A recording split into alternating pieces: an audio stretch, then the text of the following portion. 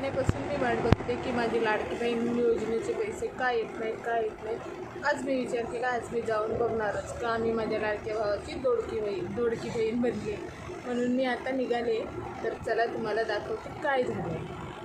माझे जून महिन्यापासूनचे पैसे आले नव्हते, म्हणून मी खूप दिवस झाले वाट बघत होते कोणी कॉल करेल किंवा काय होईल.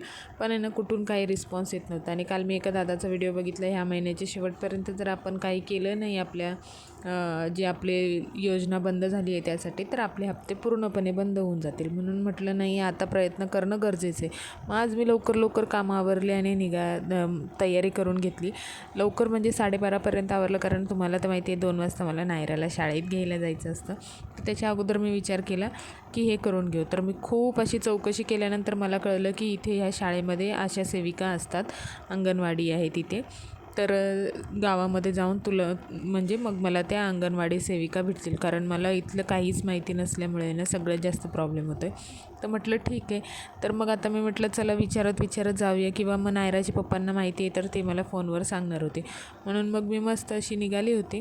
आणि मी जाईपर्यंत अर्धा तास लागला. एकदम डोंगरावर अशी ही शाळा आहे, शाळेच्या बाजूलाच अंगणवाडी आहे. आणि मी तिथपर्यंत चालत गेले. तिथे ना रिक्षा जातो ना काय, तिथे चालतच जावं लागतं. म्हणून मग मी चालत गेले.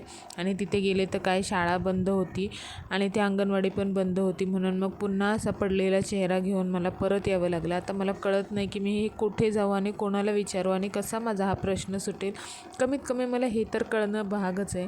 कळायला हवं की नाही की आपण का अपात्र ठरलो आहे, आपल्या प्रॉब्लेम काय झाले आहेत, काय व्हेरिफिकेशन चुकलं आहे, काय डॉक्युमेंट द्यायला हवेत, हे तर कळायला हवं ना. असे किती जणांना प्रश्न पडलेत आणि त्यांचे प्रॉब्लेम अजून सॉल्व्ह होत नाही आहेत. मला नक्की कमेंट करून सांगा की मीच एकटी अशी आहे. तर भेटूया नेक्स्ट ब्लॉगमध्ये. हर हर महादेव.